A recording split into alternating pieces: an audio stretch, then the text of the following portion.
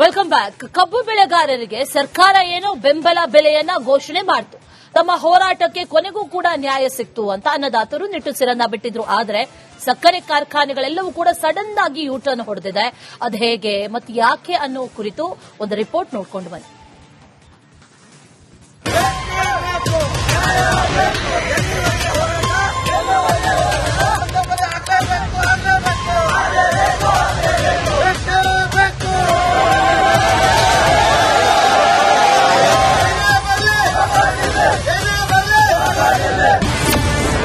ಕಬ್ಬಿಗೆ ಬೆಂಬಲ ಬೆಲೆ ನೀಡುವಲ್ಲಿ ಡಬಲ್ ಗೇಮ್.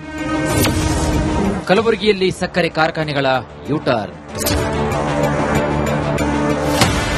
ಕಬ್ಬಿಗೆ ಬೆಲೆ ನೀಡುವಲ್ಲಿ ಸರ್ಕಾರ ಮತ್ತು ಸಕ್ಕರೆ ಕಾರ್ಖಾನೆಗಳು ಡಬಲ್ ಗೇಮ್ ಆಡ್ತಿವೆ. ಕಾರ್ಖಾನೆಗಳ ಕಳ್ಳಾಟ, ಸರ್ಕಾರದ ಮುಂದಾಟದ ವಿರುದ್ಧ ಕಲಬುರಗಿಯಲ್ಲಿ ಅನ್ನದಾತರು ಮತ್ತೊಮ್ಮೆ ಸಮರ ಸಾರಿದ್ದಾರೆ.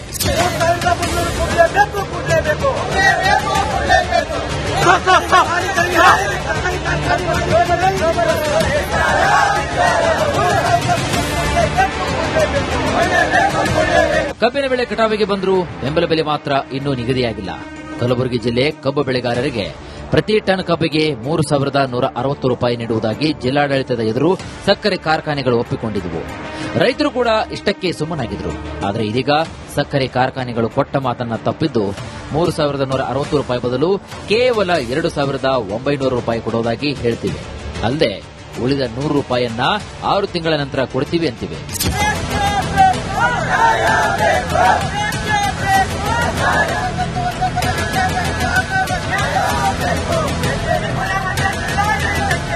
ಸಕ್ಕರೆ ಕಾರ್ಖಾನೆ ಮಾಲೀಕರ ವರ್ತನೆಗೆ ಕೆರಳಿದಂತಹ ರೈತರು ಜಿಲ್ಲೆಯ 5 ಕಡೆಗಳಲ್ಲಿ ಪ್ರತಿಭಟನೆ ನಡೆಸಿದರು.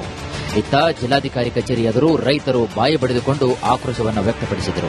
ಸರ್ಕಾರ ಬೆಲೆ ಕೊಡುವಲ್ಲಿ ಸಂಪೂರ್ಣ ಫೇಲ್ಯೂರ್ ಆಗಿದೆ. ಒಂದು ಕಣ್ಣಿಗೆ ಸುಣ್ಣ, ಒಂದು ಕಣ್ಣಿಗೆ ಬೆಣ್ಣೆ ಮಾಡ್ತಾ ಇದೆ. ಏನಾಗ್ತದೆ, ಬೆಳಗಾವದಲ್ಲಿ ಯಾಕೆ 3,300, ನಂಬಲ್ಲಿ ಯಾಕೆ 3,000 ರೂಪಾಯಿ ನಿಗದಿ ಮಾಡ್ತಾ ಇದ್ದೀರಿ? ನಿಮಗೆ ಈ ರೈತರ ಬಗ್ಗೆ ಕಾಳಜಿ ಇಲ್ವಾ? ಈ ರೈತರ ಬಗ್ಗೆ ನಿಮಗೆ ಏನಾದರೂ ಸ್ವಲ್ಪ ಕರುಣೆ ಇದ್ರೆ ಅಲ್ಲಿ ಕೂಡ ಬೆಲೆನೇ ಇಲ್ಲೇ ಕೊಡಬೇಕು, ಅಲ್ಲಿ ಮಾಡತಕ್ಕಂಥ ದರ ನಿರ್ಧಾರ ಇಲ್ಲೇ ಮಾಡಬೇಕು. ಯಾಕಪ್ಪ ಇದೇ ಯಾಕೆ ತಾರತಮ್ಯ ಮಾಡ್ತಿದ್ದೀರಿ? ಒಂದು ಕಣ್ಣಿಗೆ ಸುಣ್ಣ, ಒಂದು ಕಣ್ಣಿಗೆ ಬೆಳೆಯುವಂತ ಮಾಡಬಾರ್ದು. ದಯವಿಟ್ಟು ಸರ್ಕಾರ ಎಚ್ಚೆತ್ಕೊಂಡು ಅಲ್ಲಿ ಕೊಡತಕ್ಕಂಥ 3,300 ರೂಪಾಯಿ ನಮಗ ಕೊಡಬೇಕಂತಕ್ಕಂಥದ್ದು ಆಗ್ರಹ ಮಾಡ್ತಾ ಇದ್ದೀವಿ. ಅಫಜಲ್ಪುರದ ಚೌಡಾಪುರ ಗ್ರಾಮದಲ್ಲಿ ಹೆದ್ದಾರಿ ತಡೆದು ಪ್ರತಿಭಟನೆ ನಡೆಸಿದರು. ಕೆಪಿಆರ್ ಸಕ್ಕರೆ ಕಾರ್ಖಾನೆ ಕಳೆದ ವಾರ ಪ್ರತಿ ಟನ್ ಕಬ್ಬಿಗೆ 3,160 ರೂಪಾಯಿ ಕೊಡಲು ಒಪ್ಪಿದ್ದು ಈಗ ಸಡನ್ ಆಗಿ ಯೂಟರ್ನ್ ಪಡೆದಿದೆ ಅಂತ ಆರೋಪಿಸಿದರು.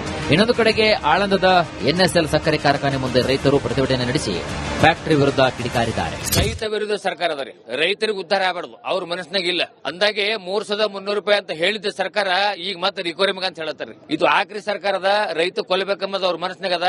ಹಿಂಗಾಗಿ ಅವ್ರು ನಾಟಕ ಮಾಡತ್ತಾರ ಸರ್. ಯಾಕ್ರಿ ಬೆಳಗಾವಕ್ಕೆ ಇದಕ್ಕೆ ಏನ್ ಡಿಫರೆನ್ಸ್ ಅದ? ಏನೂ ಇಲ್ಲ. ಬ್ಯಾರ್ಯಾರು 3,400 ಕೊಡ್ತಾರಂತಲ್ರಿ, ಬ್ಯಾರ್ಯಾರು ಸರ್ಕಾರ ಬೇಕಿಲ್ಲ ಅವ್ರಿಗೆ. ಸರ್ಕಾರ 3,300 ಕೇಳಿದ್ರ ಅವ್ರ ಒಬ್ಬ ಕಾರ್ಖಾನೆ ಬಂದ್ರ 3,400 ಹೇಳ್ತಾನ. ಮತ್ ಅವನಿಗೆ ಯಾವಾಗ ಪ್ರಾಫಿಟ್ ಅದ ಅಂದ್ರ ಇವ್ರ ಕಾರ್ಖಾನೆ ಸರ್ಕಾರ ಎಲ್ಲ ಒಂದೇ ಅದರಿ. ರೈತ ವಿರೋಧಿ ಸರ್ಕಾರ ಅದ. ಈ ಸರ್ಕಾರ ತೋರಿದ್ರೆ ಉಳಂಗಿಲ್ಲ. ಇವ್ರು ಎಂದ ರೈತರ ಮಣ್ಣ ಹಾಕ್ತಾರ, ಇವ್ರು ಒಂದಿವ್ಸ ಮಣ್ಣ ಕೊಡ್ತಾರ.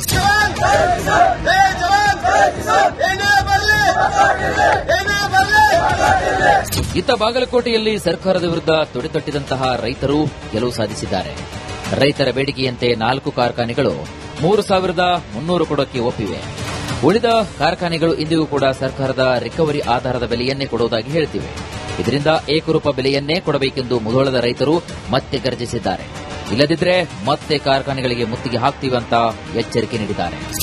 ಏನ್ ಒಂದ್ ಎಚ್ಚರಿಕೆ ಹೇಳ್ತಾನೆ, ನೀವು ಕಾರ್ಖಾನೆ ಮಾಲೀಕರು ನೀವ್ ಎಲ್ಲಿರ್ತಿರಲ್ಲ ಅಲ್ಲಿ ಬಂದು ನಿಮ್ ಮಣಿನೋ ನಿಮ್ ಕಾರ್ಖಾನೆನೋ ಮುತ್ತಿಗೆ ಹಾಕಿ ನಿಮ್ ಕಾರ್ಖಾನೆಗಳನ್ನ ಬಂದ್ ಮಾಡುವಂತ ಪರಿಸ್ಥಿತಿ ನಿರ್ಮಾಣ ಮಾಡ್ಕೋಬೇಡ್ರಿ.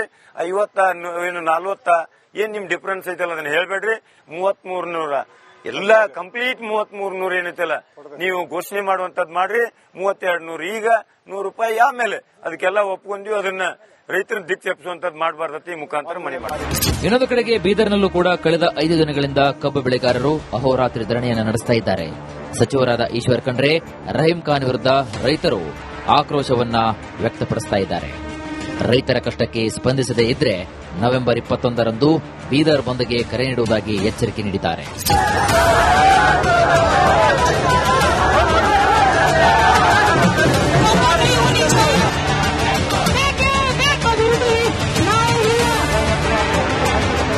ರಾಜ್ಯದಲ್ಲಿ ಇಷ್ಟೆಲ್ಲ ಹೋರಾಟದ ಮಧ್ಯೆ ಸಿಎಂ ದೆಹಲಿ ಪ್ರವಾಸದಲ್ಲಿ ಪ್ರಧಾನಿ ಭೇಟಿ ಮಾಡಿದ್ದಾರೆ.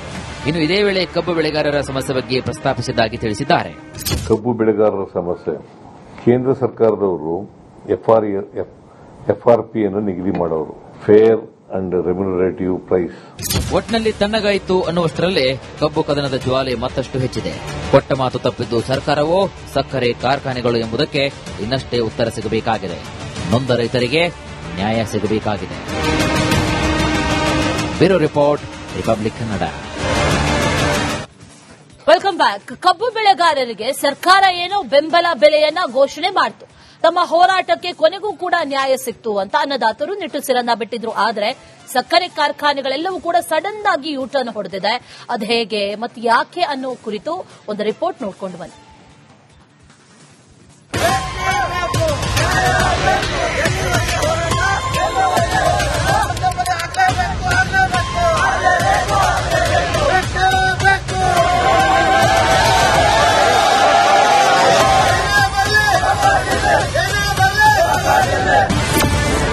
ಕಬ್ಬಿಗೆ ಬೆಂಬಲ ಬೆಲೆ ನೀಡುವಲ್ಲಿ ಡಬಲ್ ಗೇಮ್. ಕಲಬುರಗಿಯಲ್ಲಿ ಸಕ್ಕರೆ ಕಾರ್ಖಾನೆಗಳ ಯೂಟರ್ನ್.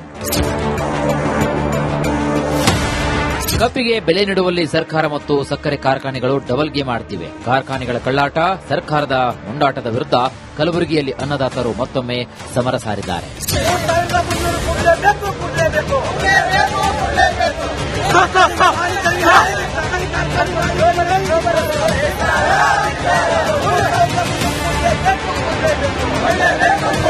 ಕಬ್ಬಿನ ಬೆಳೆ ಕಟಾವಿಗೆ ಬಂದರೂ ಬೆಂಬಲ ಬೆಲೆ ಮಾತ್ರ ಇನ್ನೂ ನಿಗದಿಯಾಗಿಲ್ಲ.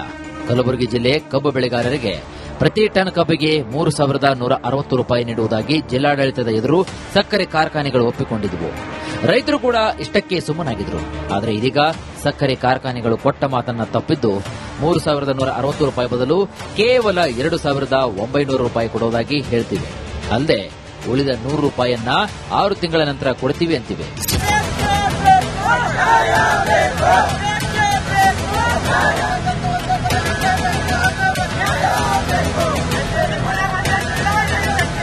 ಸಕ್ಕರೆ ಕಾರ್ಖಾನೆ ಮಾಲೀಕರ ವರ್ತನೆಗೆ ಕೆರಳಿದಂತಹ ರೈತರು ಜಿಲ್ಲೆಯ 5 ಕಡೆಗಳಲ್ಲಿ ಪ್ರತಿಭಟನೆ ನಡೆಸಿದರು. ಇತ್ತ ಜಿಲ್ಲಾಧಿಕಾರಿ ಕಚೇರಿ ಎದುರು ರೈತರು ಬಾಯಿ ಬಡಿದುಕೊಂಡು ಆಕ್ರೋಶವನ್ನು ವ್ಯಕ್ತಪಡಿಸಿದರು. ಸರ್ಕಾರ ಬೆಲೆ ಕೊಡುವಲ್ಲಿ ಸಂಪೂರ್ಣ ಫೇಲ್ಯೂರ್ ಆಗಿದೆ. ಒಂದು ಕಣ್ಣಿಗೆ ಸುಣ್ಣ, ಒಂದು ಕಣ್ಣಿಗೆ ಬೆಣ್ಣೆ ಮಾಡ್ತಾ ಇದೆ. ಏನಾಗ್ತದೆ, ಬೆಳಗಾವದಲ್ಲಿ ಯಾಕೆ 3,300, ನಂಬಲ್ಲಿ ಯಾಕೆ 3,000 ರೂಪಾಯಿ ನಿಗದಿ ಮಾಡ್ತಾ ಇದ್ದೀರಿ? ನಿಮಗೆ ಈ ರೈತರ ಬಗ್ಗೆ ಕಾಳಜಿ ಇಲ್ವಾ? ಈ ರೈತರ ಬಗ್ಗೆ ನಿಮಗೆ ಏನಾದರೂ ಸ್ವಲ್ಪ ಕರುಣೆ ಇದ್ರೆ ಅಲ್ಲಿ ಕೂಡ ಬೆಲೆನೇ ಇಲ್ಲೇ ಕೊಡಬೇಕು, ಅಲ್ಲಿ ಮಾಡತಕ್ಕಂತ ದರ ನಿರ್ಧಾರ ಇಲ್ಲೇ ಮಾಡಬೇಕು. ಯಾಕಪ್ಪ ಇದೇ ಯಾಕೆ ತಾರತಮ್ಯ ಮಾಡ್ತಿದ್ದೀರಿ?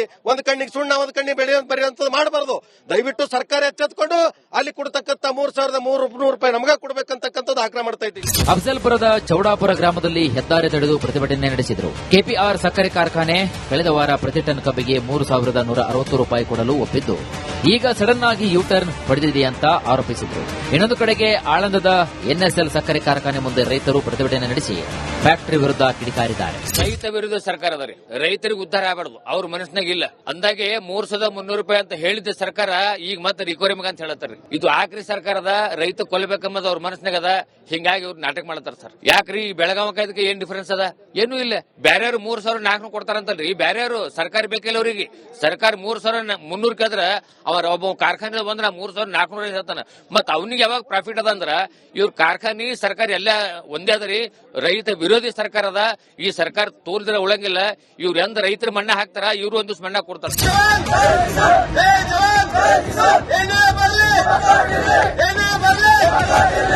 ಇತ್ತ ಬಾಗಲಕೋಟೆಯಲ್ಲಿ ಸರ್ಕಾರದ ವಿರುದ್ಧ ತೊಡೆತಟ್ಟಿದಂತಹ ರೈತರು ಗೆಲುವು ಸಾಧಿಸಿದ್ದಾರೆ.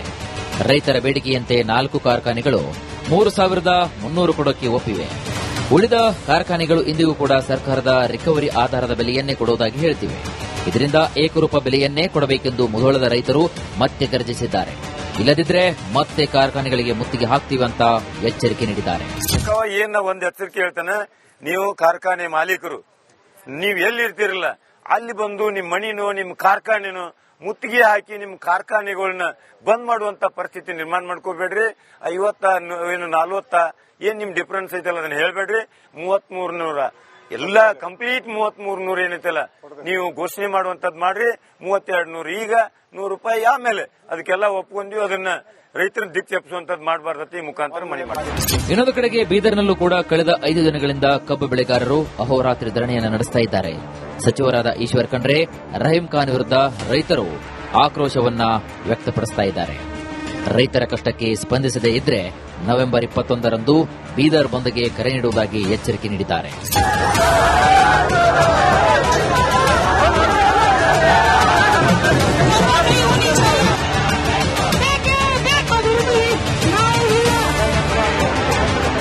ರಾಜ್ಯದಲ್ಲಿ ಇಷ್ಟೆಲ್ಲ ಹೋರಾಟದ ಮಧ್ಯೆ ಸಿಎಂ ದೆಹಲಿ ಪ್ರವಾಸದಲ್ಲಿ ಪ್ರಧಾನಿ ಭೇಟಿ ಮಾಡಿದ್ದಾರೆ. ಇನ್ನು ಇದೇ ವೇಳೆ ಕಬ್ಬು ಬೆಳೆಗಾರರ ಸಮಸ್ಯೆ ಬಗ್ಗೆ ಪ್ರಸ್ತಾಪಿಸಿದ್ದಾಗಿ ತಿಳಿಸಿದ್ದಾರೆ. ಕಬ್ಬು ಬೆಳೆಗಾರರ ಸಮಸ್ಯೆ ಕೇಂದ್ರ ಸರ್ಕಾರದವರು ಎಫ್ಆರ್ಪಿಯನ್ನು ನಿಗದಿ ಮಾಡೋರು, ಫೇರ್ ಅಂಡ್ ರೆಮ್ಯುನರೇಟಿವ್ ಪ್ರೈಸ್. ಒಟ್ನಲ್ಲಿ ತಣ್ಣಗಾಯಿತು ಅನ್ನುವಷ್ಟರಲ್ಲೇ ಕಬ್ಬು ಕದನದ ಜ್ವಾಲೆ ಮತ್ತಷ್ಟು ಹೆಚ್ಚಿದೆ. ಕೊಟ್ಟ ಮಾತು ತಪ್ಪಿದ್ದು ಸರ್ಕಾರವೋ ಸಕ್ಕರೆ ಕಾರ್ಖಾನೆಗಳು ಎಂಬುದಕ್ಕೆ ಇನ್ನಷ್ಟೇ ಉತ್ತರ ಸಿಗಬೇಕಾಗಿದೆ. ನೊಂದ ರೈತರಿಗೆ ನ್ಯಾಯ ಸಿಗಬೇಕಾಗಿದೆ. Bureau report, Republic Kannada.